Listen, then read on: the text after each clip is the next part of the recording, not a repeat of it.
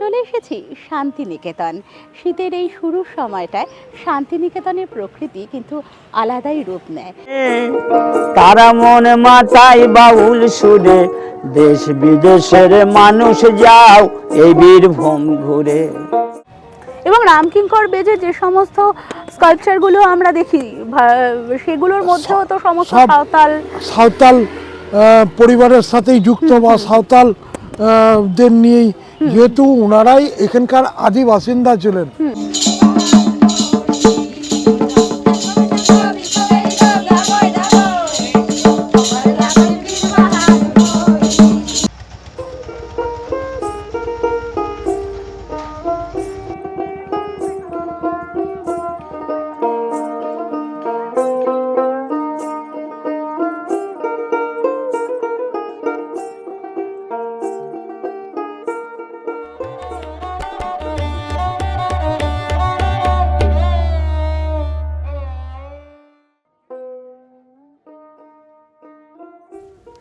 পৌষ তোদের ডাক দিয়েছে আইরে চলে আয়, ডালা যে তার ভরেছে আজ পাকা ফসলে, মরি হায় রে হায়। পৌষের ডাকেই শীতের এই নরম রোদ মাখা গ্রাম বাংলার অপরূপ সৌন্দর্য দেখতে দেখতে আজ চলেছি শান্তিনিকেতন। ভ্রমণপ্রিয় বাঙালির পছন্দের তালিকায় শান্তিনিকেতনের নাম থাকবে না তা হতেই পারে না। আজ আপনাদেরকে জানাবো কিভাবে একদিনের ট্যুরে আপনারা ঘুরে দেখবেন শান্তিনিকেতন। তার আগে পান্থজন কথা ইউটিউব চ্যানেলটিকে এখনও যাদের সাবস্ক্রাইব করা হয়নি, অনুরোধ রইল চ্যানেলটি সাবস্ক্রাইব করার। আর কে কোথা থেকে ভিডিওটি দেখছেন আমাকে কমেন্ট বক্সে জানাবেন।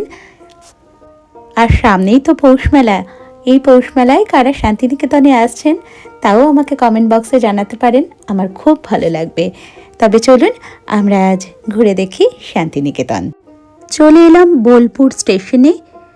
বোলপুর স্টেশনে নেমে যদি হাতে কিছুটা সময় থাকে তাহলে স্টেশনের খুব সামনেই 1 নম্বর প্ল্যাটফর্মের কাছে গীতাঞ্জলি রেল মিউজিয়ামটি দেখে নিতে পারেন। এই মিউজিয়ামটি কবিগুরু রবীন্দ্রনাথের প্রতি উৎসর্গীকৃত পূর্ব রেলওয়ের একটি অপূর্ব সুন্দর উদ্যোগ। সংগ্রহশালাটিতে সংরক্ষিত রয়েছে কবিগুরুর শেষ জীবনে ব্যবহৃত রেলওয়ে সেলুন কারটি। এছাড়াও রয়েছে আরও অনেক গুরুত্বপূর্ণ নিদর্শন। স্টেশন থেকে আমরা একটি টোটো ভাড়া করে চললাম ক্যাম্পাসের দিকে। শান্তিনিকেতনে 1 কিংবা 2 দিনের ট্যুরে এলে দ্রষ্টব্য স্থানগুলো আমি ডেসক্রিপশন বক্সে দিয়ে দেব এবং চেষ্টা করব কখন সেই স্থানগুলো খোলা থাকে সেই বিষয়ে আপনার ডেসক্রিপশন বক্সে জানতে পারবেন। আর আজ আমরা যে প্রধান স্থানগুলো ঘুরে দেখব তার মধ্যে শান্তিনিকেতন ক্যাম্পাসে কি কি রয়েছে সেগুলো বিশদে জানব এবং সোনাঝুরি হাট, তারপর আমারকুটি সোসাইটি এবং কোপাই নদী, এগুলো তো থাকবেই। এছাড়াও শান্তিনিকেতনে আরও অনেক দ্রষ্টব্য স্থান রয়েছে। যেহেতু আমি একদিনের ট্যুর প্ল্যান করছি তাই প্রধান প্রধান দ্রষ্টব্য স্থানগুলো প্রথমে দেখাবো। এছাড়াও বীরভূম ঘোরার আরও অনেক ভিডিও রয়েছে পান্থজন কথায়, আমি সেগুলোর লিঙ্কও ডেসক্রিপশন বক্সে দিয়ে দেব। খুব কাছেই রয়েছে সতীপীঠ কঙ্কালীতলা, লাভপুরে রয়েছে ফুল্লরা সতীপীঠ। এছাড়াও আরও অনেক দ্রষ্টব্য স্থান রয়েছে। এখানে সত্যজিৎ রায় তার কালজয়ী 2টো সিনেমার শুটিং করেছিলেন, সেই বিষয়ে একটি ভিডিও এর আগেই করা হয়েছে, তার লিঙ্কও ডেসক্রিপশন বক্সে দিয়ে দেব। কোথায় সেই স্থান আপনারা দেখে নেবেন।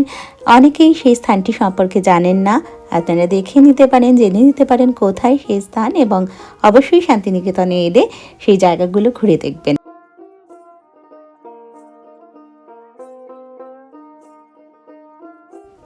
আমরা এখন চলেছি বিশ্বভারতীর কেন্দ্রীয় গ্রন্থাগারের পাশ দিয়ে। এটি হলো বিশ্বভারতীর কেন্দ্রীয় গ্রন্থাগার। বিশ্বভারতীর প্রতিটি বিভাগে একটি করে বিভাগীয় গ্রন্থাগারও রয়েছে। এই কেন্দ্রীয় গ্রন্থাগারে কয়েক লক্ষ বই ও কয়েক হাজার পাণ্ডুলিপি রয়েছে।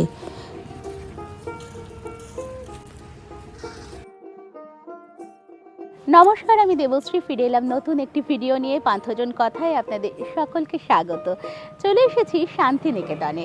শীতের এই শুরুর সময়টায় শান্তিনিকেতনের প্রকৃতি যেন একটি আলাদাই মোহময়ী রূপ নেয়। যদিও সারা বছরই পর্যটকদের ভিড় লেগেই থাকে এই শান্তিনিকেতনে, কিন্তু এই পৌষ মেলার আগের যে সময়টা, শীত পড়ছে, এই সময়টায় শান্তিনিকেতনের প্রকৃতিতে কিন্তু আলাদাই একটি রূপ দেখা যায়। আর কয়েকদিন বাদেই শুরু হয়ে যাবে শান্তিনিকেতনের বিখ্যাত সেই উৎসব পৌষ মেলা। শান্তিনিকেতনকে কেন্দ্র করে যে কটি বিখ্যাত উৎসব হয় তার মধ্যে পৌষ মেলা অন্যতম। 7ই পৌষ থেকে 4 দিন ধরে এই উৎসব চলতে থাকে। তার আগে পর্যটকদের সংখ্যা এই শান্তিনিকেতনে বাড়তে থাকে। আপনারাও যদি আসতে চান এবং ঘুরে দেখতে চান শান্তিনিকেতন, কিভাবে ছোট্ট ছুটিতে শান্তিনিকেতন ঘুরে দেখবেন, সেটি আজকে আপনাদের জানাবো। কোন কোন স্থান অবশ্যই আপনারা দর্শন করবেন শান্তিনিকেতনে এসে, তাহলে সাথে থাকুন। আজ আমরা চলে যাব প্রথমেই পৌষ মেলার মাঠের সামনে এবং দেখে নেব কেমন চলছে পৌষ মেলার প্রস্তুতি।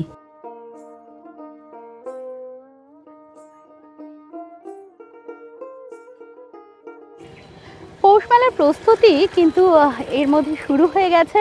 মূল মঞ্চটা আপনারা দেখতে পাচ্ছেন, এখানে কিন্তু কাজ চলছে। আর কিছুদিন পরেই এই সম্পূর্ণ স্থানটি ভীষণভাবেই জমজমাট হয়ে উঠবে বাউল গানে, এবং বিভিন্ন রকম আশেপাশের অঞ্চল থেকে বা দূর দূরান্ত থেকে এখানে শিল্পীরা আসবেন তাদের শিল্প সামগ্রী নিয়ে। প্রচুর মানুষের ভিড়ে জমে উঠবে এই মেলা প্রাঙ্গণ।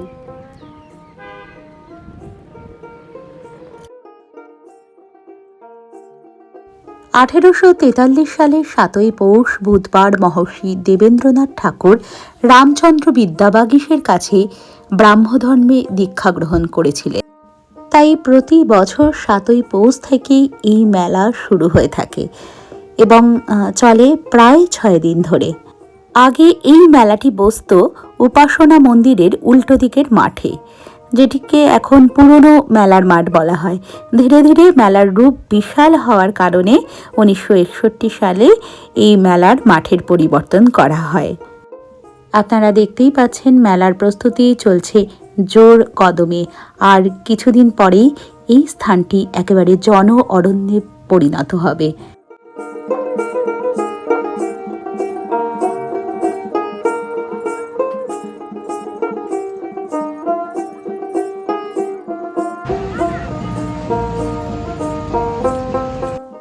এই হলো 3 পাহাড়। শান্তিনিকেতনে প্রথম অবস্থায় এখানে একটি পুকুর ছিল। পরবর্তীকালে পুকুরটি বুজিয়ে বাগান তৈরি করা হয়। এখানে মহর্ষির বসবার একটি বেদি ছিল। সূর্যোদয়ের সময় মহর্ষি এখানে বসে ধ্যানমগ্ন হতেন।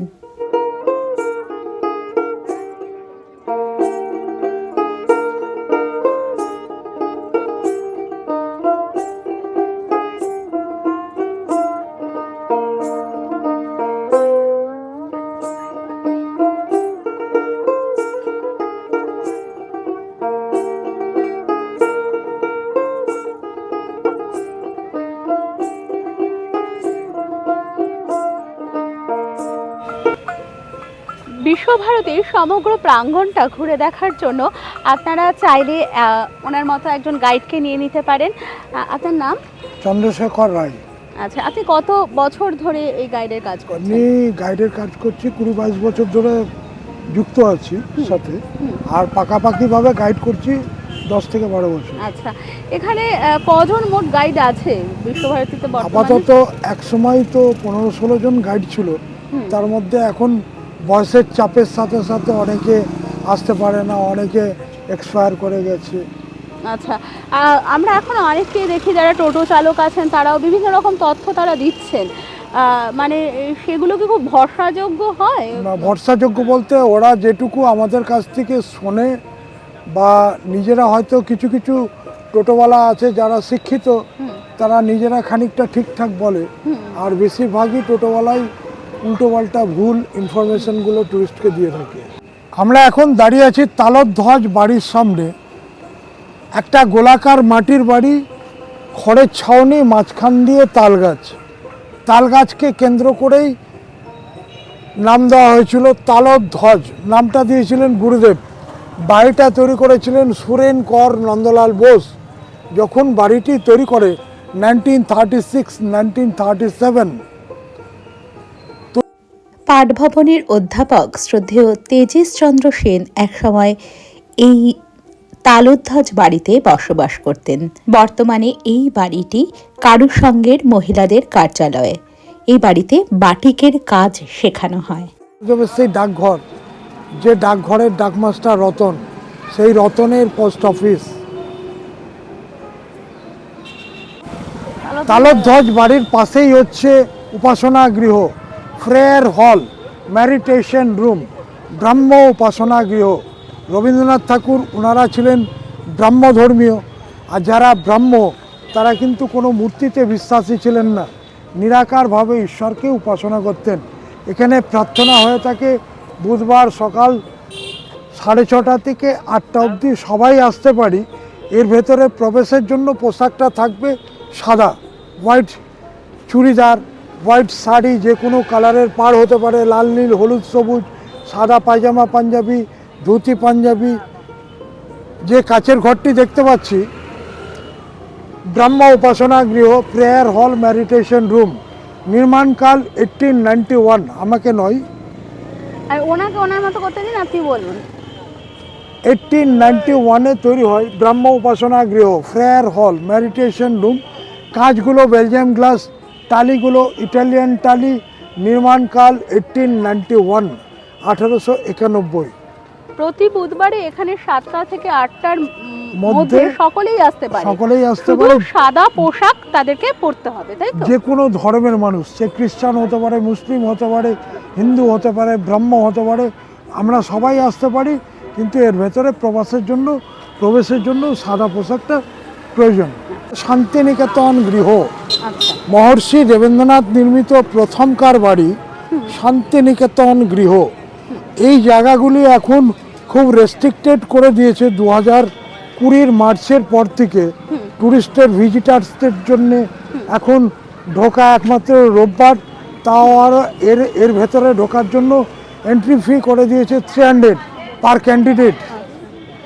তার মানে রোববার চাইলে এর ভেতরে ঢোকা যেতে পারে, কিন্তু পার ক্যান্ডিডেট এর ভেতরে ঢোকা প্রবেশের জন্য 300 টাকা টিকিট, আর মিউজিয়াম দেখার জন্য 100 টাকা। আচ্ছা, মানে যেটা আগে পুরোটাই এমনি পুরো ফ্রি দেখা যেত, ওটা এখন রেস্ট্রিক্টেড করে দিয়েছে। আচ্ছা, আমরা এখন দাঁড়িয়ে আছি শান্তিনিকেতন বাড়ির সামনে। মহর্ষি দেবেন্দ্রনাথ নির্মিত প্রথমকার বাড়ি, নির্মাণকাল 1863, 1864। যখন বাড়িটি তৈরি হয় তখন রবি ঠাকুরের বয়স হচ্ছে 2 বছর বা 3 বছর। 1861-তে গুরুদেবের জন্ম। যখন বাড়িটি তৈরি হয় তখন রবি ঠাকুরের বয়স 2 বছর বা 3 বছর। 12 বছর বয়সে বালক রবীন্দ্রনাথ যখন বাবার হাত ধরে প্রথম বোলপুরে আসে, এই গৃহেই তার প্রথম বাস। আর ছোট্টবেলাটা এই বাড়িতেই কেটেছে, এই বাড়িতে বা জোড়াসাঁকোর বাড়িতে। যখন বন্দি অবস্থায় ওনাকে টিচাররা পড়াতেন, তো বন্দি অবস্থায় পড়াশুনো করতে মোটেও ভালো লাগতো না। পরবর্তীকালে উনি দেখলেন ছোট্ট ছেলে মেয়েদের যদি 4 দেওয়ালের মাঝখানে বন্দি করে রেখে পঠন পাঠন করানো হয়, মন, শরীর, ভাবনা এই বিকাশগুলো হবে না। ওই জন্য গুরুদেব এখানে বেছে নিলেন খোলা আকাশ। এখানে 1 থেকে 12 অবধি গাছের নিচে ওপেন ক্লাস, যেটা আমরা জায়গাগুলো দূরে গিয়ে দেখব, ছাতিমতলার থেকেই দেখব। আর এই বাড়ি থেকেই বসে লেখা অমল দইয়ালা, ফেরিয়ালা, কাবলিওয়ালা, ডাকঘর, ন্যাশনাল অ্যান্থাম। গানটা কিন্তু অনেক লম্বা, আমরা একটা স্ট্যাঞ্জার গাই, যেটা 52 সেকেন্ডে। এই বাড়িটি আমরা যে দেখতে পাচ্ছি সর্বধর্ম সমন্বয়ে, একদিক থেকে চার্চ, একদিক থেকে মসজিদ, একদিক থেকে মন্দির, সমস্ত ধর্মের সমন্বয়ে বাড়িটি তৈরি করে নাম দিয়েছিলেন শান্তিনিকেতন গৃহ। পরবর্তীকালে রবীন্দ্রনাথ ঠাকুর বড় হওয়ার পর এই বাড়ির নামকে অনুকরণ করেই পুরো জায়গার নাম রাখলেন শান্তিনিকেতন। আমরা শান্তিনিকেতন গৃহ যে বাড়িটি, তার গেটের সামনে আমরা দাঁড়িয়ে আছি। ওপরে দুটো লেখা আছে, দুটোই কিন্তু উপনিষদের বাণী। একমেবা দ্বিতীয়ম আনন্দরূপং মৃদাং যদি ভাতি। দুটোই লেটারগুলো বাংলা আর উচ্চারণ, সংস্কৃত উচ্চারণ দুটোই উপনিষদের বাণী। একমেবা দ্বিতীয়ম, ঈশ্বর এক এবং অদ্বিতীয়। আনন্দরূপং মৃদাং যদি ভাতি, আনন্দরূপের মাধ্যমেই ঈশ্বরকে উপলব্ধি করা যায়। আমরা ঘুরে দেখছি শান্তিনিকেতন আশ্রম প্রাঙ্গণ। এরপরে আমরা চলে যাব ছাতিম তলায়, সেই বিখ্যাত শান্তির স্থান, যেখানে মহর্ষি দেবেন্দ্রনাথ ঠাকুর বলেছিলেন, এখানে আমার প্রাণের আনন্দ, আত্মার শান্তি। সেই ছাতিমতলাকে দর্শন করার পর ধীরে ধীরে আমরা কলা ভবনের দিকে চলে যাব। তাহলে থাকুন আমার সাথে, আমরা বাকিটুকু এই ক্যাম্পাসে ঘুরে দেখব। আমরা দাঁড়িয়ে আছি এখন পুরনো মেলার মাঠের সামনে। অ্যাকচুয়ালি আমরা বাঙালি কিছু কিছু উচ্চারণগত আমরা ভুল করি। মেলাটাকে মেলা বলি, মেলা আর মেলা মিলন, এটা হচ্ছে মিলন ক্ষেত্রের মাঠ। 1901-এ যখন রবীন্দ্রনাথ মেলা শুরু করেছিলেন, এই মাঠেই শুরু করেছিলেন মেলা, মিলন ক্ষেত্র, মিলন মেলার মাঠ। তখন জনসংখ্যা কম ছিল, এই মাঠটাই যথেষ্ট ছিল।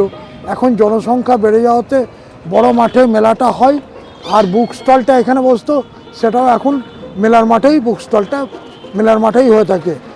আর এখানে লেখা আছে জগদীশ খানন, সায়েন্টিস্ট জগদীশ চন্দ্র বোস ছিলেন রবীন্দ্রনাথের খুব কাছের মানুষ। যখন দেখা করতে এসেছিলেন, ওনার নামেই প্রাঙ্গণটার নাম রেখেছিলেন জগদীশ খানন। আচ্ছা, বলতে বলতে পেছন থেকেও নিতে পারুন, বলতে বলতে আসুন। যে শান্তিনিকেতন বাড়ির সামনে দেখলাম যে আমলকি গাছ, আমলকি বন, গেটের দুই পাশে যে গাছ দুটি দেখতে পাচ্ছি, এই যে কালো রঙের গাছ দুটি, এই গাছ দুটি হচ্ছে বহেরা, আমলকি, হরিতকি, বহেরা। এই বিশেষ গাছগুলো কিন্তু এই মাটির জন্য বিশেষ করে এইসব জায়গায় দেখা যায়। তারপরে হরিতকি গাছ তো অনেক জায়গায় দেখা যায়, ওটা খুব রুক্ষ মাটিতে হরিতকি গাছটা হতে পারে। ছাতিম গাছ তো আছে। ছাতিম গাছ। আচ্ছা, ইউক্যালিপটাস গাছটা কি বাইরে থেকে এনে লাগানো হয়েছে না এখানে হতো? না, ইউক্যালিপটাস তো অ্যাকচুয়ালি বিদেশি গাছ। এখানকার কিছু কিছু জায়গায় যে জলা জায়গা যেগুলো আছে, সেই জলাশয় আশেপাশে যে জলের ওই জলা ব্যাপারটাকে কমানোর জন্য ইউক্যালিপটাস। কেন, ইউক্যালিপটাস গাছ কিন্তু অনেক জল মানে শোষণ করে। আচ্ছা, মানে সোনাঝুরি গাছও তো তাই? সোনাঝুরিও তো এখানকার গাছ ছিল? না, এখানকার গাছ না, ওইগুলো বিদেশি গাছ। ওই গাছগুলো কিন্তু অনেক জলা জায়গায় জলকে ওই চুষে নেয় আর কি। ওইগুলো কিন্তু বিভিন্ন জায়গায় যদি মাটিতে যদি গাছগুলো লাগানো হয়, তাহলে অন্য গাছগুলো কিন্তু আর বড় হতে পারে না, কেন জলটা সংগ্রহ করে না। এই জায়গাটা একসময় ব্রিটিশরা আমাদের মারধর করে, যারা ভারতীয় নাগরিক ছিল তাদের মারধর করে কিন্তু এইসব জায়গায় নীল চাষ হতো। আর যেসব জায়গায় নীল চাষ হতো সেই জায়গাগুলো কিন্তু অনুর্বর হয়ে যেত, পরে চাষযোগ্য থাকতো না। ঠিক আছে, সেই জন্য কিছু কিছু গাছ এইসব জায়গায় লাগালে সেই গাছগুলোর গ্রোথ নিজের অনেক দূর থেকে জল সংগ্রহ করে নেয়, কালেকশন করে নেয়, বড় হতে পারে। যেমনি সোনাঝুরি, তারপরে ইউক্যালিপটাস, অনেক মাটির নিচে থেকে ওরা জলকে শোষণ করতে পারে, টানতে পারে, টেনে নিতে পারে। নিকেতনের ওইদিকে যে কুঠিগুলো, নীলকুঠি, ওই দিকটা নীলকুঠি কোথায় আছে একটু যদি দর্শকদের উদ্দেশ্যে বলে দেন, কারণ এখানে নীলকুঠি আছে। নীলকর সাহেবদের কুঠির বাড়ি ছিল শ্রীনিকেতন। শ্রীনিকেতনে গোল গোল মাটির বাড়ি ছিল, কুঠির বাড়ি। ঠিক আছে, নীলকর সাহেবদের কুঠির বাড়ি। ওই সেগুলো এখন লুপ্তের পথে, কিছু কিছু কিন্তু জায়গাগুলো কিছু কিছু আছে।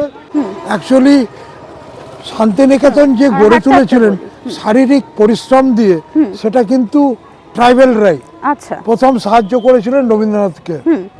এবং রামকিঙ্কর বেজে যে সমস্ত স্কাল্পচারগুলো আমরা দেখি, সেগুলোর মধ্যেও তো সমস্ত সাঁওতাল পরিবারের সাথেই যুক্ত, বা সাঁওতাল দের নিয়েই, যেহেতু ওনারাই এখানকার আদি বাসিন্দা ছিলেন, তাদেরকে নিয়েই ওই রামকিঙ্কর বেজও একজন ট্রাইবেল ফ্যামিলির লোক ছিলেন, সাঁওতাল। ওনার বাড়ি ছিল বাঁকুড়া, যুগিপাড়া। তো ওনাদেরকে নিয়েই উনি স্কাল্পচারগুলো তুলে ধরেছেন। শুরু আমরা এখন চলে এসেছি ছাতিম তলায়। ছাতিম একটি গাছের নাম, যে গাছের নিচে বসে মহর্ষি দেবেন্দ্রনাথ 1862 এখানকার যিনি জমিদার ভুবনমোহন সিংহের কাছ থেকে 1 টাকা মূল্যে 20 বিঘে জায়গা নিয়ে ব্রহ্ম আশ্রম প্রতিষ্ঠা করেছিলেন। ভুবনমোহন সিংহ এই জায়গাটা দান করতে চেয়েছিলেন আশ্রম গড়ার জন্য, কিন্তু মহর্ষি দানে রাজি হননি। বলেছিলেন আমরা ব্রাহ্ম সমাজের মানুষ, আমাদের দান নিতে হয় না, একটা মূল্য দিয়ে নিতে হয়। তখন মূল্যটা ছিল 1 টাকা। 1 টাকা মূল্যে 20 বিঘে জায়গা নিয়ে উনি ব্রহ্ম আশ্রম প্রতিষ্ঠা করেন ছাতিমতলার নিচে। তখন তো ব্রিটিশ সাম্রাজ্য, তখন কোড বলতে তো কিছু ছিল না, তখন সাদা কাগজের ওপরে লিখিত করে, যেটাকে বলা হয় পাট্টা করে এখানে 20 বিঘে জায়গা নিয়ে ব্রহ্ম আশ্রম প্রতিষ্ঠা করলেন ছাতিমতলার নিচে 1862। তখন রবি ঠাকুরের বয়স হচ্ছে 1 বছর। পরবর্তীকালে বাবা শুরু করে গেলেন 20 বিঘে নিয়ে।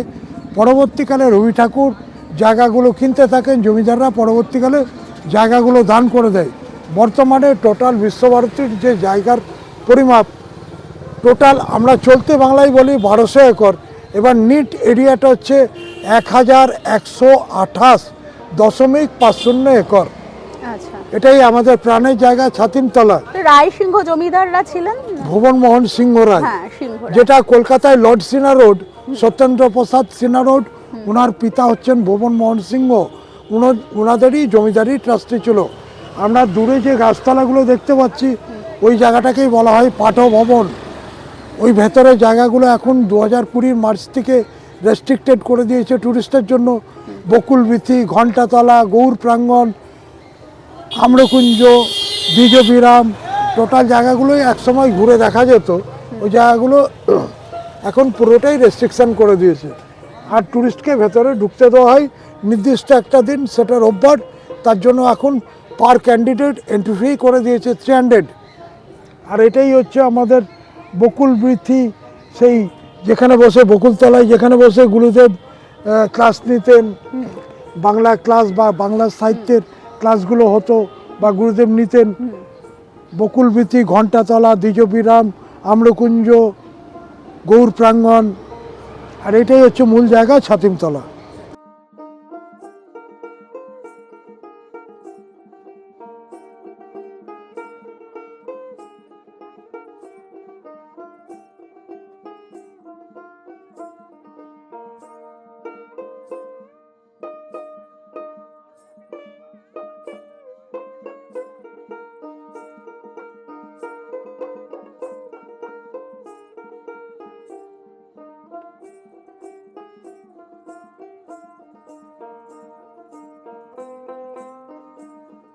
আমরা দাঁড়িয়ে আছি এখন উত্তরায়ণের সামনে। রবীন্দ্র ভবন, উত্তরায়ণ, পূর্ব পশ্চিম উত্তর দক্ষিণ, উত্তর দিকে অবস্থিত বলা হয় উত্তরায়ণ। উত্তরায়ণের ভেতরে মোট 6টা বাড়ি: শ্যামলী, উদিতি, উদিচি, পুনশ্চ, কোণার্ক, উত্তরায়ণ। রবি ঠাকুর স্পেসিফিক এক বাড়িতে থাকতেন না, এক একটা ক্লাইমেটের ওপরে এক এক বাড়িতে উনি থাকতেন। আমরা উত্তরায়ণ গেটের সামনে দাঁড়িয়ে আছি। উত্তরায়ণে ঢোকার জন্যে স্টুডেন্টদের জন্য 10 টাকা, বড়দের জন্য 100 টাকা, বাংলাদেশি হলে 500 টাকা, আর ফরেনারদের জন্য 1000।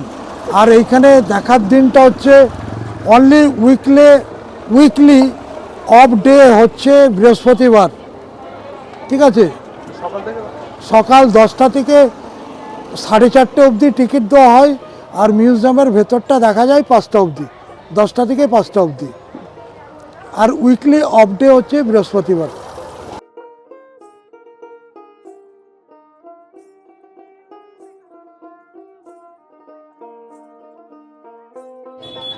আমরা দাঁড়িয়ে আছি উত্তরায়ণ বাড়ির সামনে। রবীন্দ্র সংগ্রহালয়, ব্যবহারিক জিনিস, নোবেলের রেপ্লিকা, অস্টিম গাড়ি, কিছু লেখা, কিছু ছবি, সমস্তটাই এখানে রাখা আছে। উত্তরায়ণের ভেতরে 6টা বাড়ি: শ্যামলী, উদিতি, উদিচি, পুনশ্চ, কোণার্ক, উত্তরায়ণ। তো এই বাড়িগুলো এখন পুরোটাই ভেতরে ঢুকে দেখা যায়। মিউজিয়ামের ভেতরে ঢুকতে হবে, তখন ঢুকে ভেতরটাই দেখা যায়। কখন কখন খোলা থাকে মিউজিয়াম? 10টা থেকে 5টা অবধি। শুধু উইকলি অফ ডে হচ্ছে বৃহস্পতিবার। আচ্ছা, আর বাকি দিন? সব বাকি দিনগুলো 10টা থেকে 5টা অবধি। আচ্ছা, বুধবারেও দেখা যায়? প্রত্যেক বুধবার, এবং আরেকটা উইকলি অফ ডেগুলো হচ্ছে যেগুলো হচ্ছে সেন্ট্রাল হলিডে। সবসময় ট্যুরিস্টকে খেয়াল রাখতে হবে সেন্ট্রাল হলিডে আর বৃহস্পতিবার উইকলি অফ ডে। আর মানে যে কোনো বুধবার বৃহস্পতিবার দেখা যাবে না। বুধবার দেখা যায়, দেখা এখন যায়? বুধবারে খোলা থাকে, আচ্ছা। বৃহস্পতিবারে উইকলি বন্ধ। আর যে কোনো সেন্ট্রাল হলিডে, কেন্দ্রীয় সরকারের ছুটির দিনগুলো, এটা তো পুরোটাই মেনটেন করে সেন্ট্রাল গভর্নমেন্ট, সেই দিনগুলোই বন্ধ থাকে। আমরা দাঁড়িয়ে আছি নন্দনের সামনে। নন্দন কার্যালয়, নন্দন হচ্ছে নন্দলাল বসুর নামে নন্দন। নন্দন হচ্ছে কলা ভবনের কার্যালয়। নন্দলাল বসুর নামে বিল্ডিং কমপ্লেক্সটি যখন তৈরি হয় তখন নাম দেওয়া হয় নন্দন। নন্দন এই- মেলা হলো তো নন্দন মেলা হয়ে নন্দন গেল। মেলা হলো 1 তারিখ 2 তারিখ। নন্দলাল বসুর জন্মদিন হচ্ছে 1 তারিখ।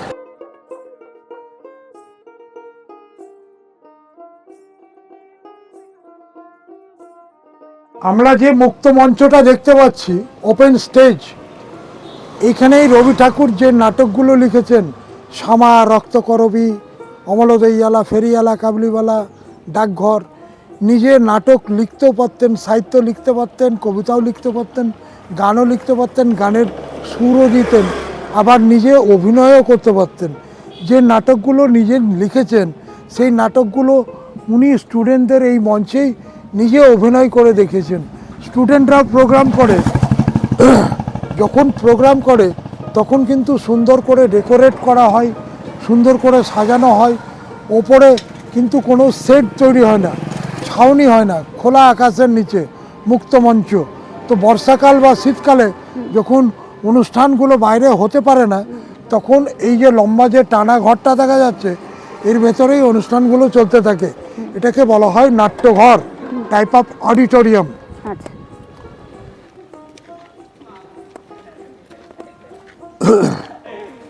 শান্তিনিকেতন পুরো ক্যাম্পাসের ভেতরেই আছি। আমরা যে রাস্তা, যে পথগুলো দিয়ে হাঁটছি, পথের দুই পাশে তো গাছ দেখা যাচ্ছে। বৃক্ষ আবৃত সড়ককে বলা হয় অ্যাভিনিউ। টোটাল শান্তিনিকেতনটাই কিন্তু অ্যাভিনিউয়ে ভর্তি। যে বিল্ডিং কমপ্লেক্সগুলো আমরা দেখতে পাচ্ছি, এগুলো কলা ভবনের বিভিন্ন সেকশন।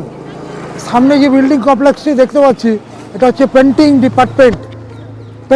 পেন্টিংয়ের অনেক ভাগ আছে। গেল টেক্সটাইল মানে তাঁত, তার পাশেই চলে গেল ceramics, western arts, fine arts, sculpture, এরকমভাবে আরও অনেক সেকশন আছে, কলার অনেক সেকশন আছে।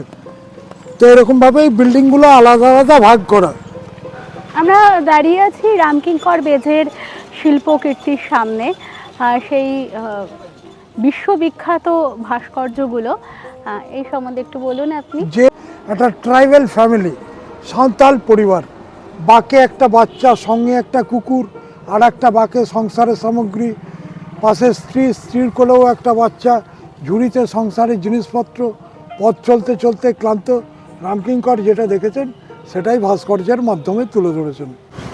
ওই যেটা আমরা দেখলাম, সাঁওতাল পরিবার, মায়ের কোলে একটি বাচ্চা, বাঁকে একটি বাচ্চা, সঙ্গে একটি কুকুর। রামকিঙ্কর বেজ এমন একজন শিল্পী ছিলেন, উনি মূর্তিগুলো তৈরি করতেন, স্কাল্পচারগুলো তৈরি করতেন, মশলা মাখানো রাখা থাকতো, হাতে করে নিয়ে থ্রো করে ছুঁড়ে ছুঁড়ে মূর্তিগুলো তৈরি করতেন। মানে সিমেন্টে, চুনসুরকি, মরাম পাথর। আচ্ছা। এখন সিমেন্টের ব্যবহার করছে মূর্তিগুলোকে ঠিকঠাক রাখার জন্য।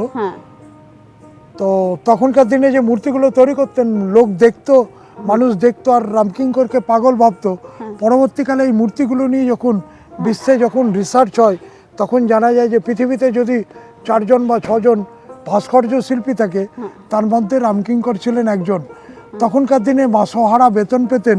তখন তো গুরুদেবের কাছে পয়সা নেই, তখন মাসোহারা বেতন ছিল 20 টাকা বা 30 টাকা। 30 টাকা বেতনের মধ্যে অর্ধেক টাকা পাঠাতেন বাবা মায়ের খরচের জন্য, 15 টাকা, আর 15 টাকা যেটা থাকতো নিজের খাওয়া খরচ। অ্যাকচুয়ালি মূর্তিটিকে বলা হয় মিল কল।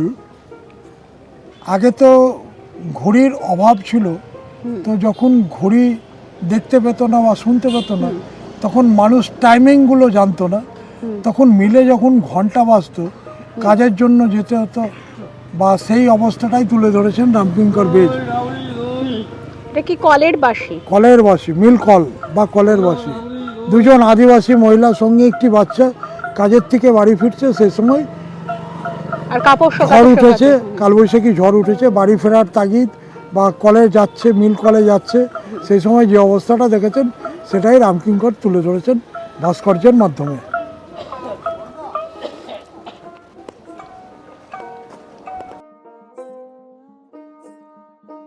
আমরা দাঁড়িয়ে আছি এখন কলা ভবনের চত্বরেই দাঁড়িয়ে আছি। যে বিল্ডিং কমপ্লেক্সগুলো দেখতে পাচ্ছি এগুলো হচ্ছে কলা ভবনের বয়েজ হস্টেল। যে দেওয়ালের মধ্যে যে পেন্টিং করা রুমটি আমরা দেখছি, এই রুমেই কিন্তু একসময় থেকেছিলেন সত্যজিৎ রায়। 1940, 1943, 1940, 41, 42, 43 চার বছর এই রুমেই থেকেছিলেন সত্যজিৎ রায়। বাবা সুকুমার রায়, দাদু উপেন্দ্র কিশোর রায়, তাদের সাথে ঠাকুর পরিবারের সুসম্পর্ক ছিল, সেই জন্যই সত্যজিৎকে এখানে পাঠানো হয়েছিল রবীন্দ্রনাথের সান্নিধ্যে পড়াশোনার জন্য। সঙ্গীত ভবন, আমরা যে স্কাল্পচারটি দেখতে পাচ্ছি, আগেকার দিনে যে সেই ধান ঝাড়া হতো ধানের আটি ধরে একটা পাটাতনের ওপরে, সেই স্কাল্পচারটাই তুলে ধরেছে রামকিঙ্কর বেইজ। বা একজন ধোবা যে কাপড় কাচ্ছে, যে অবস্থাটা আসে, যে প্যাটার্নটা আসে, সেই প্যাটার্নটাই তুলে ধরেছেন স্কাল্পচারের মধ্যে। ঠিক আছে, ধান ঝাড়া বা সেই আগেকার দিনের কাপড় কাচা, এই ধোবা যে কাপড় কাচে সেই প্যাটার্নটাই তুলে ধরেছেন। সঙ্গীত, মিউজিক, ড্যান্স অ্যান্ড ড্রামা। কেউ সঙ্গীতের ওপরে পিএইচডি করছে, কেউ মিউজিক মানে ইনস্ট্রুমেন্ট তার উপরে মাস্টার ডিগ্রি করছে, পিএইচডি করছে। ড্যান্স, কথাকলি, ভারতনাট্যম, রবীন্দ্রনৃত্য, মণিপুরি, আসামি, তার উপরে মাস্টার ডিগ্রি করছে, পিএইচডি করছে। আবার তার সাথে কেউ অভিনয়ের ওপরে। সঙ্গীত, মিউজিক, ড্যান্স অ্যান্ড ড্রামা, সঙ্গীত ভবন। এই হলো শ্রদ্ধেয় শান্তিদেব ঘোষের বাড়ি। তিনি শান্তিনিকেতনের ছাত্র তো ছিলেনই, 1930 সালে এখানে শিক্ষক হিসাবে যোগ দেন এবং পরবর্তীকালে সঙ্গীত ভবনের অধ্যক্ষ হয়েছিলেন। 1964 থেকে 68 এবং 1971 থেকে 73 সালে তিনি সঙ্গীত ভবনের অধ্যক্ষ। বেশ খানিকটা ঘোরাঘুরির পর আমরা কাসাহারায় চলে এলাম। কাসাহারা এখানে একটি ক্যাফে। এই কাসাহারা কে ছিলেন তাও আপনাদের জানাবো। আমরা আছি কাসাহারা ক্যাফে রেস্টুরেন্ট। তো কাসাহারা এসেছিলেন জাপান থেকে রবীন্দ্রনাথকে নিয়ে রিসার্চের জন্য বা লেখার জন্য। পরবর্তীকালে শান্তিনিকেতন বা রবীন্দ্রনাথকে এতটাই ভালো লেগে যায়, উনি এসেছিলেন জাপান থেকে, আর পরে আর দেশে ফিরে যায়নি, এখানেই থেকে গেছিলেন। ওনার নামেই কাফেটার নাম রাখা হয়েছে কাসাহারা। এই জায়গাটাকে বলা হয় বসন্ত উৎসবের মাঠ বা স্টুডেন্টদের খেলার মাঠ। এখান থেকেই করে গৃহবাসী খোলদার খোল লাগলো যে দোল, অনুষ্ঠানটা এখান থেকেই পুরোটাই চলতে থাকে বসন্ত উৎসবের। আর সামনে যে মেয়েদের হোস্টেলগুলো আছে ওইখানেই শ্রীসদন ছাত্রীনিবাস, মেয়েদের গোল্লা, গোয়েঙ্কা, বিড়লা, টাটা, তারপরে প্রতিমা, অনেক হোস্টেল আছে মেয়েদের। ওখান থেকেই ইন্দিরা গান্ধী 11 মাস থাকার সুযোগ পেয়েছিল শ্রীসদন ছাত্রীনিবাসে। 11 মাস থাকার সুযোগ পেয়েছিল। দেখতে সুন্দরী ছিল বলে রবি ঠাকুর একটা ভালো নামও দিয়েছিল। ইন্দিরা গান্ধীর সেই বিশেষ নামটি হলো প্রিয়দর্শিনী। বিশ্বভারতীর ক্যাম্পাস চত্বরটি যতটুকু সম্ভব হলো আপনাদের ঘুরে দেখালাম। এরপরে কোনো একদিন অবশ্যই আমরা ক্যাম্পাসের ভিতরের দিকটি ঘুরে দেখব এবং আপনাদেরও দেখাবো। এখন আমরা চলেছি সোনাঝুরি হাটে। সাথে দেখুন, আমরা এরপরে ঘুরে দেখব শান্তিনিকেতনের বিখ্যাত সোনাঝুরির হাট।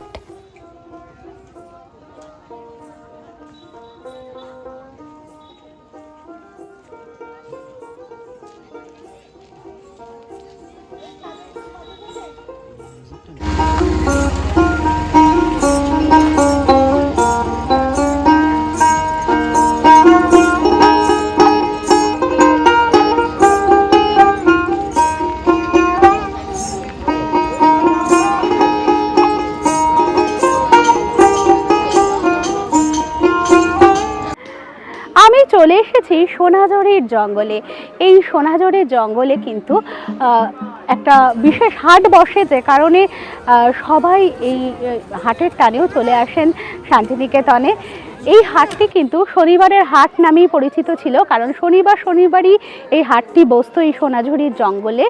কিন্তু তার পরবর্তীতে দেখা গেল শনি রবিবার দুদিন করে বসতো, এবং বর্তমানে কিন্তু প্রত্যেক দিনই প্রায় এই হাটটি, বিশেষ করে সপ্তাহে 6 দিন তো বসেই।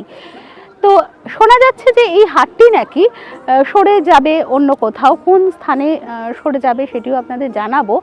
তো এই হাটটি সোনাঝুরিতে এত কাল ধরে হয়ে এসেছে, এবং মানুষের কিন্তু মানুষের মধ্যে বিশেষ আকর্ষণ এটি ছিল, কারণ এখানে হস্তশিল্পের বিভিন্ন রকম কাঁথা স্টিচ থেকে শুরু করে হাতের কাজের নানা জিনিসপত্র নিয়ে শিল্পীরা এখানে আসতেন। একটা সময় ছিল যে এখানকার আদিবাসী যে শিল্পীরা ছিলেন বা এখানের যে বাসিন্দা ছিলেন, তারা বিভিন্ন রকম যে বীজ পাওয়া যেত সেই বীজের হার, কানের অলংকার এবং নানা রকম সামগ্রী তৈরি করে এনে বাঁশ বেত শুকনো কাঠের যে ঘাস, সেই সমস্ত থেকে বিভিন্ন অলংকার, ঘর সাজানোর নানা রকম জিনিস, নিত্য প্রয়োজনীয় ঝুড়ি টকরি ইত্যাদি তৈরি করে এনে বসতেন। শনিবার বসতেন, এবং মানুষেরা কিন্তু উইকেন্ডে যারা আসতেন এখানে ঘুরতে, অথবা এখানে যারা আশ্রমিক ছিলেন বা স্থানীয় মানুষেরা তাদের থেকে জিনিসপত্র কিনতেন। কিন্তু ধীরে ধীরে এর জনপ্রিয়তা যত বাড়ে তত কিন্তু এই হাটটি বিস্তৃত, মানে বেশি দিন হতে শুরু করে। শনি রবিবার, যেহেতু রবিবার ছুটির দিনে প্রচুর মানুষ আসতেন, সেহেতু রবিবারেও হাটটি হতে শুরু করে, এবং তারপরে ধীরে ধীরে জনপ্রিয়তা এত বেড়ে যায় যে প্রচুর মানুষ এই হাটটির জন্য সারা সপ্তাহ, কারণ আমাদের এই বীরভূম বা বোলপুরের শান্তিনিকেতনে কিন্তু সারা বছরই পর্যটক আসেন, সুতরাং সারা বছরই এই হাটটা মোটামুটি সারা সপ্তাহ জুড়েই ধীরে ধীরে বিস্তৃত হতে শুরু করে।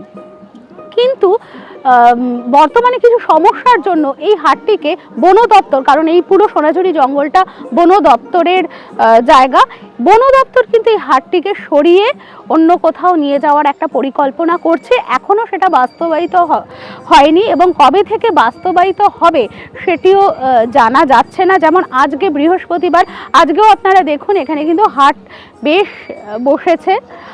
প্রচুর শিল্পীও এবং প্রচুর বিক্রেতার সংখ্যাও দিনে দিনে বেড়েছে, ক্রেতার সংখ্যাও দিনে দিনে বেড়েছে, এবং পরিবেশের দিক থেকে যদি বলা যায় কিছু সমস্যা তো ঘটেই, কারণ আপনারা দেখতে পাচ্ছেন প্রচুর নোংরা হয় জায়গাপত্র, এবং এটা বন দপ্তরের জায়গা। বন দপ্তরের যেরকমটা মনে হয় যে এখান থেকে সরিয়ে নিয়ে অন্য জায়গায় যদি হাটটাকে নিয়ে যাওয়া যায়, এরকম একটা কথোপকথন চলছে, যদিও এখনও সেটি বাস্তবায়িত হয়নি। কবে থেকে হবে সেটাও জানা যাচ্ছে না, হলে অবশ্যই আপনাদের জানাবো। তার আগে যদি এরকমটা হয়ে যায় যে হাট অন্যত্র চলে যাচ্ছে, তার আগে অবশ্যই এসে একবার এই পরিবেশে হাটটিকে দেখে যাবেন।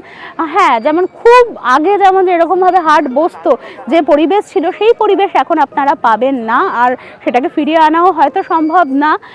কিন্তু বর্তমানেও যে পরিবেশ এই হাটটিকে ঘিরে পাওয়া যায় সেটুকু উপভোগ করার জন্য অবশ্যই চলে আসবেন। সোনাঝুরি হাট এখনও এখানেই বসছে। যদি পরিবর্তন কবে হবে তার তারিখ পাওয়া যায় অবশ্যই আপনাদের জানিয়ে যাব। তার আগে অবশ্যই একবার হাটটিকে আপনারা দেখে যাবেন এখানে।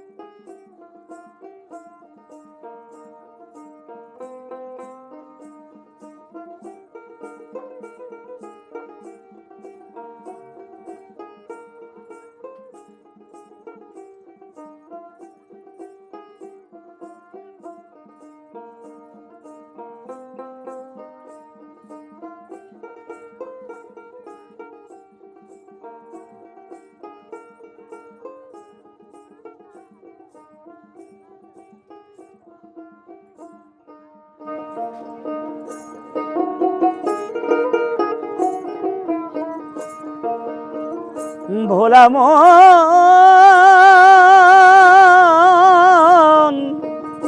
মন আমার মন, যেখানে বৈরাগীরা যেটা বৈরাগী আকাশের তলে, ওগো বৈরাগীরা গাছের তলে, তারা মন মাতাই বাউল সুরে, দেশ বিদেশের মানুষ যাও এই বীরভূম ঘুরে, দেশ বিদেশের মানুষ যাও আমাদের এই বীরভূম ঘুরে, যাও এই বীরভূম ঘুরে।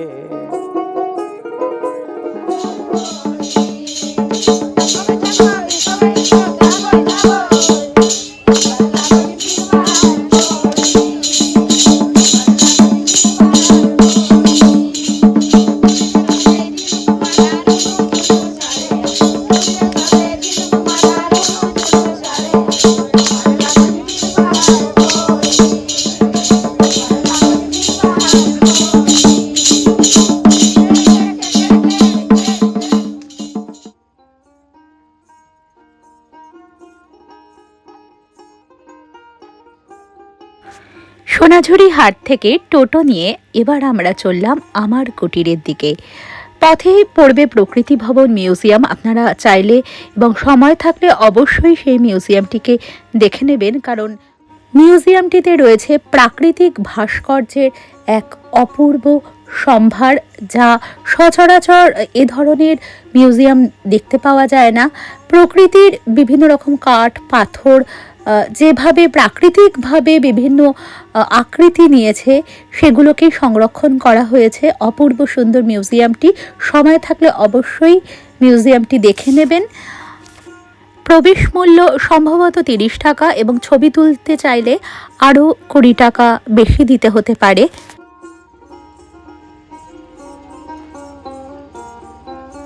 একদিনের সফর এবং আমাদের দেখতে হবে আমার কুটির এবং এরপরে যেতে হবে কোপাই। সেই কারণে এই মিউজিয়ামটি এই সফরে আপনাদের দেখালাম না, পরবর্তীতে অবশ্যই এই মিউজিয়ামটিও আপনাদের ঘুরে দেখাবো। চলে এসেছি আমার কুটিরের কাছে। এটিও শান্তিনিকেতনের আরেকটি, বোলপুরের আরেকটি প্রসিদ্ধ জায়গা। এখানের একটি ইতিহাস আছে, সেই ইতিহাসও আপনাদের জানাবো এবং এই ইতিহাস জানা এবং আমার কুটির ঘুরে দেখার পাশাপাশি এখানে কিন্তু মানুষদের অন্যতম আকর্ষণ পর্যটকদের কেনাকাটা করা, কারণ আমার কুটিরে শান্তিনিকেতনের বিভিন্ন চামড়ার যে কাজ হয়, এছাড়া হাতের কাজের, কাঁথা কাজের বিভিন্ন রকম জিনিসপত্র পাওয়া যায়। তো সেটিও একটি আকর্ষণ পর্যটকদের কাছে, তারা আসেন কেনাকাটি করতে। আর আমার কুটির ঢোকার ঠিক আগের এই যে রাস্তাটা দেখুন, এই রাস্তাটা কিন্তু বোলপুরের একটি এই লাল মাটির যে রাস্তা, সেই লাল মাটির রাস্তা আমরা এখন আর পাই না সেরকমভাবে শান্তিনিকেতনের আশেপাশে, কারণ এখানে টোটো চলে। আর এই লাল মাটির যে মোরামের রাস্তা যেটা, সেই রাস্তা থাকলে আরেকটি যেটা হয় আপনাদের দেখাবো, এখানে পাতাগুলো দেখছেন সমস্ত লাল হয়ে গেছে, এই লাল মাটির ধুলো ওড়ে। এবং এটি কিন্তু আগে শান্তিনিকেতন যারা এসেছেন, বহু বছর ধরে আসছেন, তারা জানেন এরকমই রাস্তা পুরো বোলপুর, বীরভূম জুড়ে ছিল। তবে এই এখন খুব একটা দেখা যায় না। তবে আসুন আমরা আমার কুটির ঘুরে দেখি। এই রাস্তা ধরেই চলে যাব সোজা আমার কুটিরের পথে। আসুন।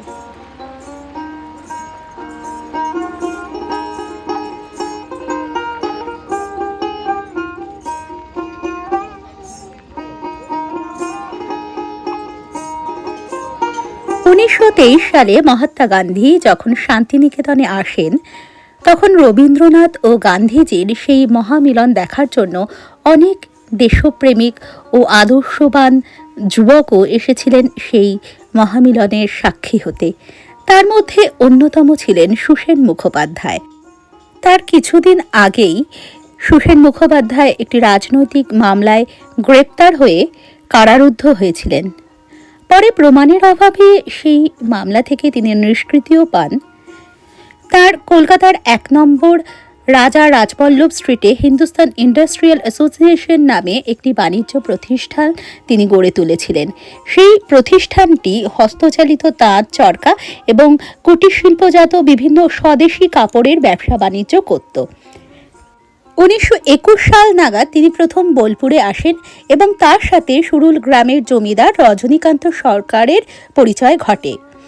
আর সেই সুরুল গ্রাম সংলগ্ন এলাকায় শ্রীনিকেতন পল্লী সংগঠন বিভাগ স্থাপনের মাধ্যমে রবীন্দ্রনাথ ঠাকুরের গ্রাম পুনর্গঠন প্রকল্পের সফল বাস্তবায়ন দেখে তার গ্রাম বাংলার উন্নয়নের প্রতি একটি আগ্রহ তৈরি হয় এবং যেহেতু সুরুল জমিদার বংশের ছেলের সাথে তার মিত্রতা ছিল, সেই সূত্রেই বল্লভপুর গ্রামে 25 বিঘা পতিত জমির বন্দোবস্ত সুসেন মুখোপাধ্যায়ের হয়ে যায়। সেখানেই তিনি গড়ে তোলেন সুতি বস্ত্র ছাপানোর প্রতিষ্ঠান, যার নামকরণ হয় আমার কুটির। অর্থাৎ এই কুটিরকে যে আপন করে নিতে পারবে, এ কুটির তারই। এই আমার কুটির এখনও আশেপাশের পল্লী বাংলার মেয়েদের স্বনির্ভর হওয়ার প্রকল্প চালিয়ে যাচ্ছে। এখনও পর্যন্ত এখানে কিন্তু অনেক রকম হাতের কাজ, যেমন বাটিকের কাজ, কাঁথা কাজ ইত্যাদি শেখানো হয় মেয়েদের এবং তারা স্বনির্ভরভাবে পরবর্তীকালে কাজ করে। এবং আমার কুটিরেও বিক্রয় কেন্দ্র রয়েছে, যা খুবই প্রসিদ্ধ পর্যটকদের কাছেও। সেখানে তাদের হস্তশিল্প জিনিসপত্র বিক্রি হয়, সেখান থেকেও তারা স্বনির্ভর হন যথেষ্ট। এছাড়াও পরবর্তীকালে তারা প্রশিক্ষক হিসেবে আবার আমার কুটিরেও যুক্ত হতে পারেন। আমার কুটিরের এই প্রদর্শনী কক্ষেও হাতের কাজের নানা রকম নিদর্শন রয়েছে। আপনারা দেখতেই পাচ্ছেন, চামড়ার উপরে কাজ থেকে শুরু করে বিভিন্ন রকম বেতের কাজ, মাটির কাজ সমস্তই রয়েছে। এই ধরনের কাজের প্রশিক্ষণও এখানে দেওয়া হয় গ্রাম বাংলার মেয়েদের স্বনির্ভর করে তোলার জন্য। আমার কুটিরের ইতিহাস জানতে গেলে প্রফুল্ল কুমার গুপ্ত রচিত একটি বই আছে, আমার কুটিরের কথা বলে। এই বইটি আপনারা অবশ্যই সংগ্রহ করবেন। আমিও সেখান থেকেই তথ্য নিয়ে আপনাদেরকে বলছি। আমার কুটিরে সুসেনবাবু সর্বপ্রথম একটি কাপড় ছাপার ছোটোখাটো প্রতিষ্ঠান আরম্ভ করেছিলেন। তারপরে চর্মশিল্প এবং অন্যান্য নানা রকম কুটির শিল্প, চাষাবাদ প্রভৃতি ধীরে ধীরে শুরু হয়। 1928 সাল নাগাদ ব্রিটিশ সরকার আমার কুটিরকে বেআইনি প্রতিষ্ঠান বলে ঘোষণা করেছিল, কারণ ওই সময় বাংলার ব্রিটিশ বিরোধী বৈপ্লবিক আন্দোলনের যুগে এই আমার কুটির বিপ্লবীদের আশ্রয়স্থলে পরিণত হয়। এখান থেকে যা আয় হতো তা দেশ সেবার কাজে লাগতো। যাই হোক, এখন আমরা চলে এসেছি আমার কুটির সোসাইটিতে। এখানে আপনারা দেখতেই পাচ্ছেন বিভিন্ন হাতের কাজের অপূর্ব সুন্দর সমস্ত জিনিসপত্র বিক্রি হয়। পর্যটকদের কাছে এই স্থানটি সোনাঝুরি হাটের মতোই জনপ্রিয়।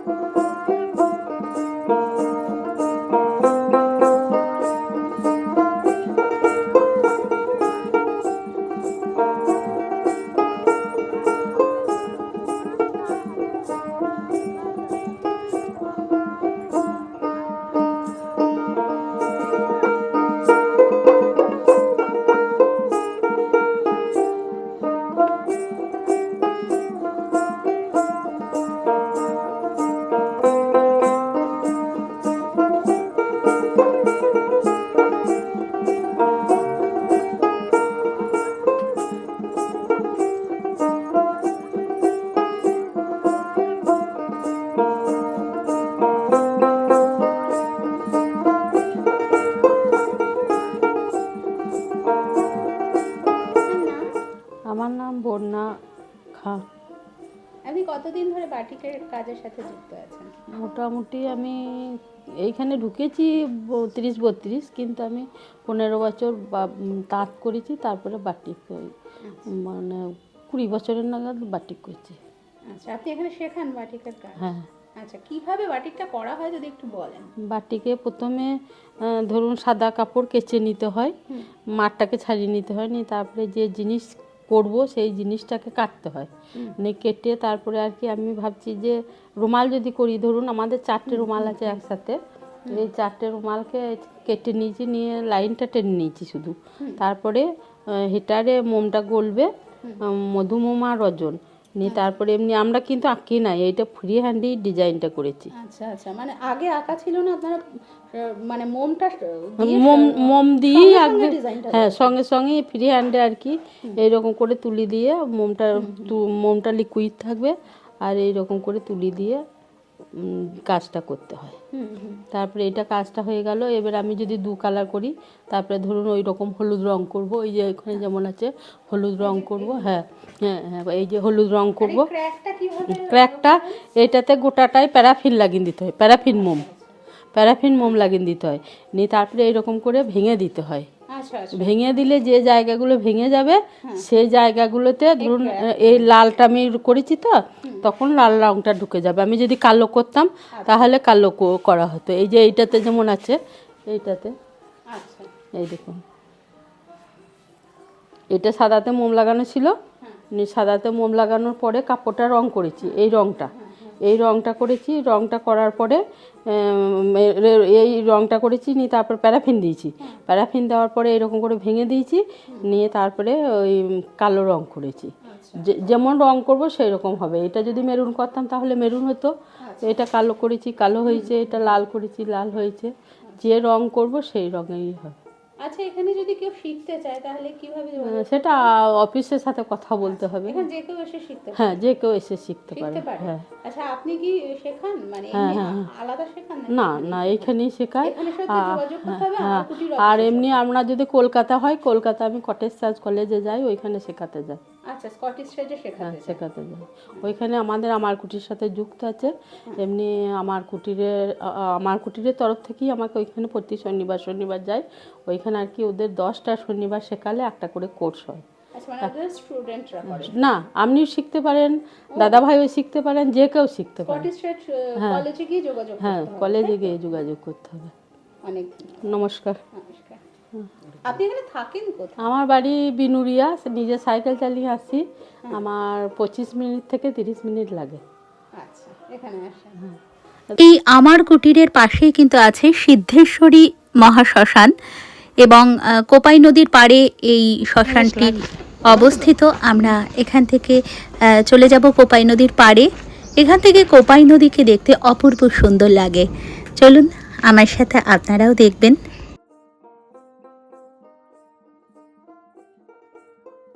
ডিসেম্বর মাস, তবু এখনও দুধসাদা কাশফুলে ঢেকে রয়েছে কোপাইয়ের পাড়।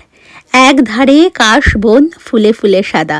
কবি যথার্থই ফুটিয়ে তুলেছিলেন আমাদের ছোট নদী কবিতাটিতে কোপাই নদীর চারপাশের অপূর্ব সুন্দর প্রকৃতিকে।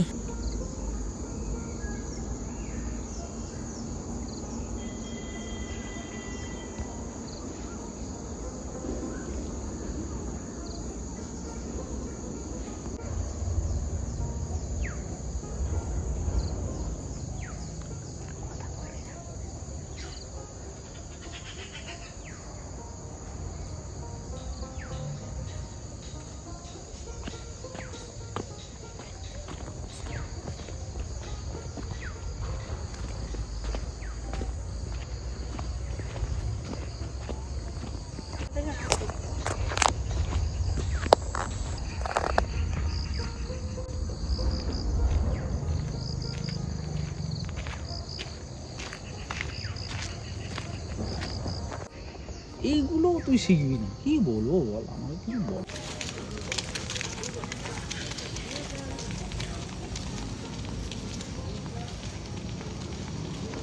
আমরা এখন যাব কোপাইয়ের পাড়ে। এই সন্ধে নামছে সময়টা। কোপাইয়ের পাড়ে সূর্যাস্ত অপূর্ব সুন্দর লাগে, এবং তারই সাথে রূপোর থালার মতো পূর্ণিমার চাঁদ অলৌকিক সৌন্দর্য সৃষ্টি করে কোপাইয়ে। চলুন ঘুরে আসি, আপনাদেরও দেখাবো সেই অলৌকিক অপূর্ব সুন্দর কোপাই নদীর পাড়।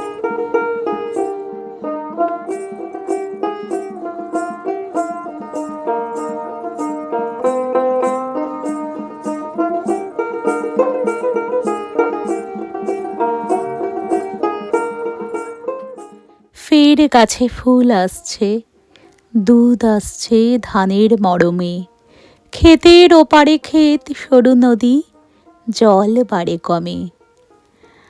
আবার গুবগুবি বাজলো, বাজে খোল, বাজো হেদো তারা। দুঘরে চার ঘর, তবু বেঁচে থাকো বাউলের পাড়া। সব মাঠ, সব নদী, আসলে তো বাউল পাড়াই।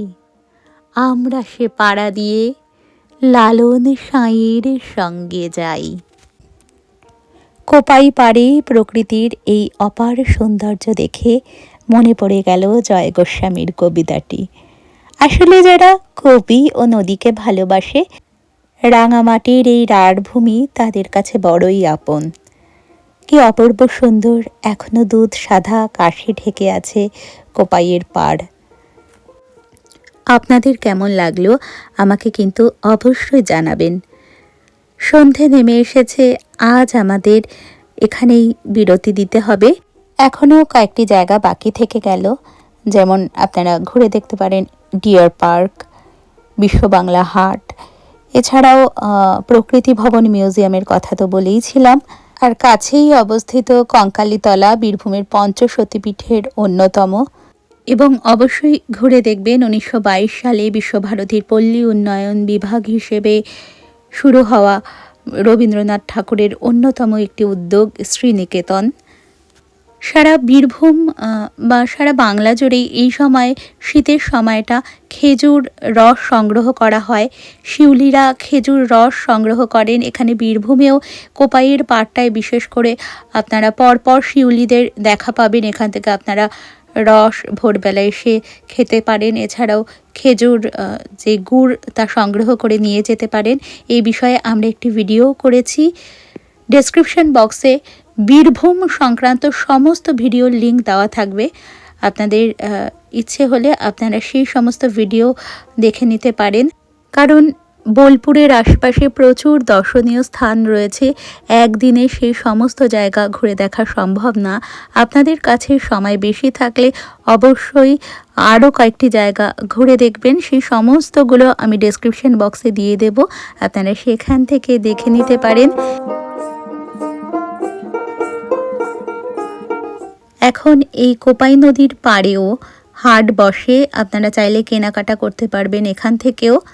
আশা করি ভিডিওটি আপনাদের ভালো লেগেছে। ভালো লেগে থাকলে ভিডিওটিকে একটি লাইক করে দেবেন এবং শেয়ার করে অন্যান্যদেরও দেখার সুযোগ করে দেবেন। আর যদি এখনও পান্থজন কথা ইউটিউব চ্যানেলটিকে সাবস্ক্রাইব করা না হয়ে থাকে, তাহলে চ্যানেলটিকে সাবস্ক্রাইব করার অনুরোধ রইল। আর অবশ্যই কমেন্ট বক্সে আপনাদের মূল্যবান মতামত জানাবেন। সকলে খুব ভালো থাকবেন। খুব তাড়াতাড়ি ফিরে আসবো নতুন একটি ভিডিও সাথে নিয়ে।